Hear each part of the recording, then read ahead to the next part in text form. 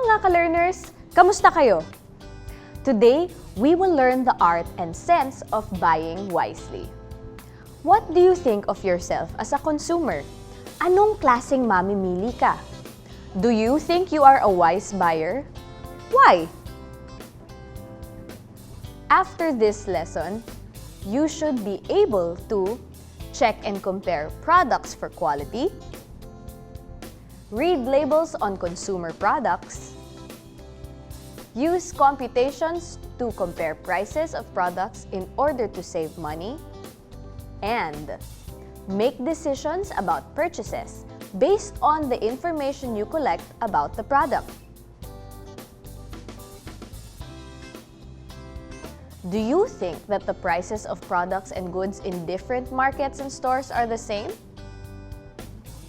You should know that if you visit other markets or grocery stores, you might find the same products or goods at cheaper prices. It might also happen that the products or goods which you think are reasonably priced are really cheap compared to those in other markets or groceries. How can this be? Have you ever heard of the saying, for every 7 consumers, only 1 gets his money's worth? Let us check your answer by going to the next activity. If your answer was no, don't worry. After hearing the next story, you can explain the meaning of the saying. Ida, Barbie, Carla, Delia, Eva, Flor, and Gina are very good friends. They all live in one apartment. One day, they agreed to go to a mall. Each of them bought something. When they got back to their apartment, they checked their purchases. Ida was very happy about the lovely bracelet she bought. However, it was very expensive. Barbie bought shoes that were rather cheap. After a few days, they were already damaged. Carla was very excited to eat her chocolate, but after having a taste of it, she found out that it was stale because it had already expired. Delia bought a very beautiful dress. It fit her perfectly. However, after it was washed, the dress shrunk and became too tight for her. Eva bought a very nice pair of eyeglasses at a low price. When she was trying it on, one of the lenses fell off. Flor bought a cheap wallet.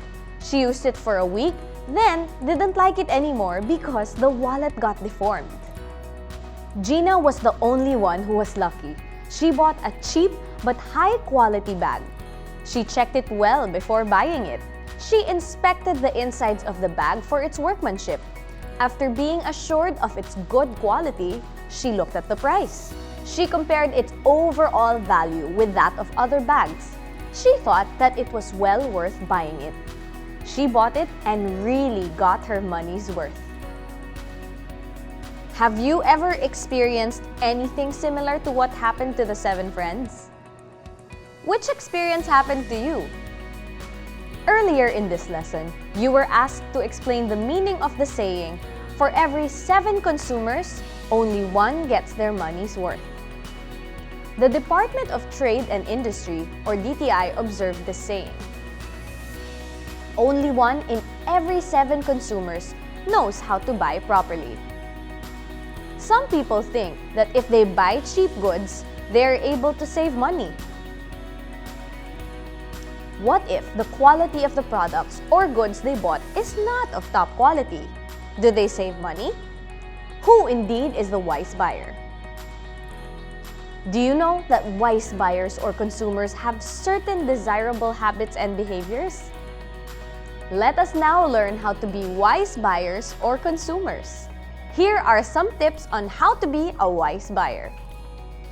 When buying food products, whether in cans or not, we should check the label information like name of manufacturer, net contents, active ingredients in the product, and expiration date. Why are these information useful?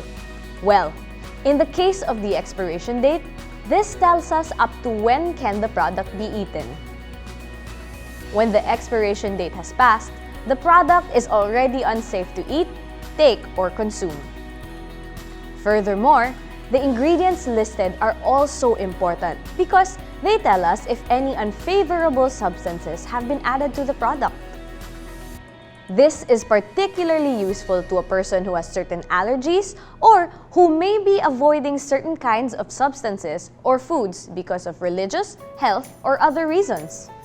Of course, one should know the price and compare it with that of a similar product of a different brand. Price is only one of the things you should consider. Let us study this scenario between Noel and Piping. Piping, have you heard of generic medicines? I bought some for my wife. It's cheaper compared to an imported brand of medicine.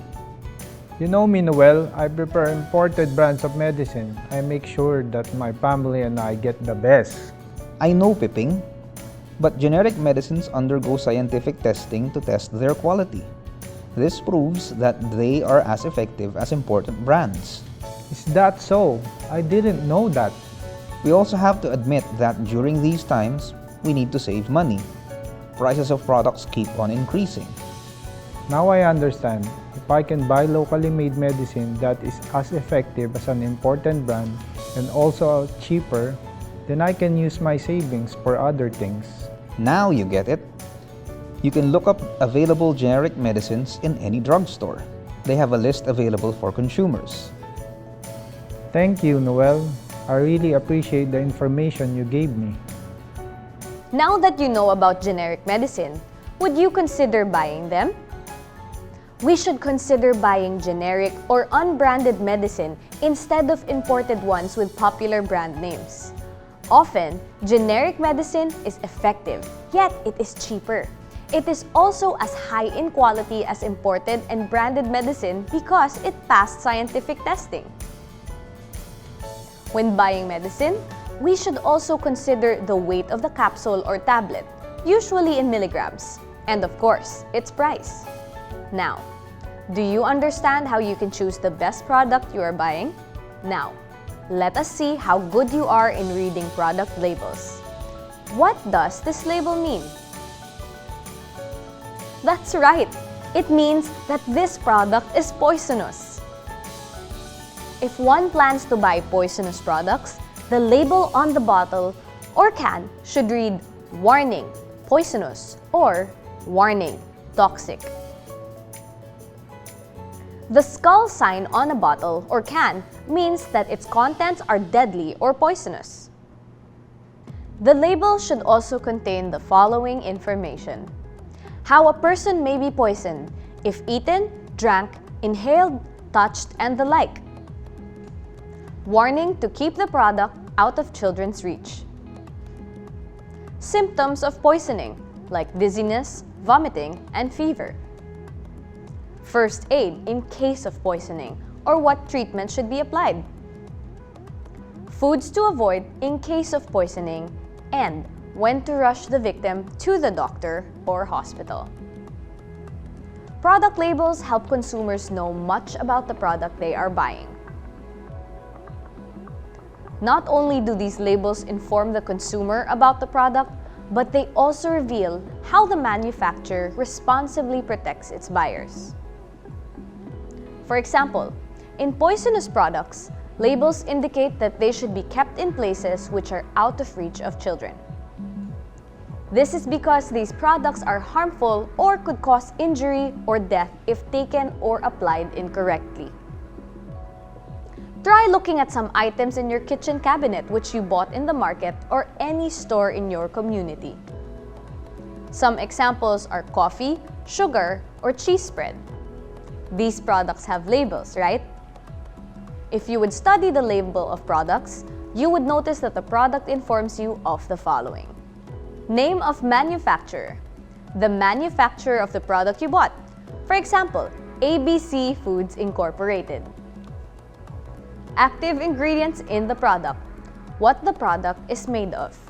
For example, the ingredients of a cheese spread are natural cheese, water, butterfat, milk solids, sugar, emulsifiers, salt, spices, food acid, preservatives, and natural color. Net contents. This is the weight or volume of the product you are buying. For example, 500 grams, 2 liters, or 1 kilo. Nutrition information. This pertains to the nutrients which the product presents to consumers. It also contains the suggested serving size the product offers to consumers. Expiration date. The date after which the product should no longer be used. Directions for use. These are directions on how to properly use or consume a product. Consumer services.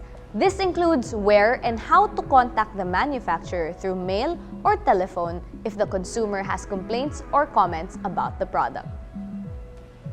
If you happen to buy a product which is not properly labeled, you may write to the product manufacturer.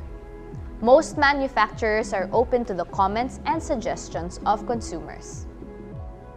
Aside from the information mentioned earlier, other companies put other information in their product labels. For example, others put the word fortified, which means with added vitamins and minerals. Canned and packaged foods are called convenience foods. These foods are pre-cooked and just need a little heating or hot water before they are eaten. These products contain some chemicals to prolong their shelf life.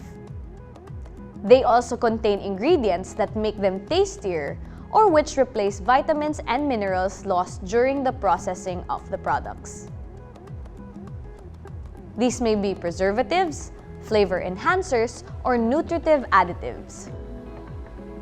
Added chemicals used in food are called food additives. The use of food additives should be limited. An example of an additive is an anti-caking agent. The anti-caking agent prevents powdered products from hardening or caking. Some products also contain emulsifiers, which makes products such as mayonnaise and cheese spreads easier to spread. Emulsifiers make these products creamy and soft. As a general rule, it is best to buy products that have no or very few additives. These products are more likely to be fresher, more healthy, and more natural. One quality of a wise buyer is the ability to make computations and estimates in order to choose the cheapest and best product. If you want to save money, you should learn how to compare the prices of products. Get two similar products, for example, 2 kinds of instant noodles or 2 kinds of sardines. Check if they cost the same. Compare the quantity and quality and compute for the cheapest product. Here's an example. How do you know which one is the better buy? The computation here will teach you how to determine which product is the better buy. Product A has 65 grams at 4 pesos and 10 centavos. 1 gram costs 4 pesos and 10 centavos divided by 65 grams, which means 0.63 centavos. This is the cost of each gram in pesos. 0.063 centavos times 100 is 6.3 centavos. This is the cost of each gram in centavos. Product B has 50 grams at 3 pesos and 75 centavos. 1 gram costs 3 pesos and 75 centavos divided by 50 grams, which is 0.075 centavos. This is the cost of each gram in pesos. 0.075 centavos times 100 is 7.5 centavos. This is the cost of each gram in centavos. Comparing the cost per gram or the unit cost, we see that product A costs 6.3 centavos, while product B is more expensive at 7.5 centavos. Thus, you can save money by buying product A. It is cheaper compared to product B. Let's remember, always consider the quality of the product you are buying. Check the product or food before you buy it. Make it a habit to read product labels because they tell you many things about the product. Read labels to avoid trouble and accidents, especially when buying chemicals and poisonous items like pesticides. Compare the prices of the products with other products before buying them to help save money. A good way of doing this is by computing for the unit prices and comparing them. That's the end of our lesson on the art of buying wisely. I hope that you'll apply the tips I gave the next time you go shopping at your nearby market. Kung gusto ninyong malinawan pa, huwag mag-atubiling tumingin online. Marami pang matututunan doon. See you on the next episode!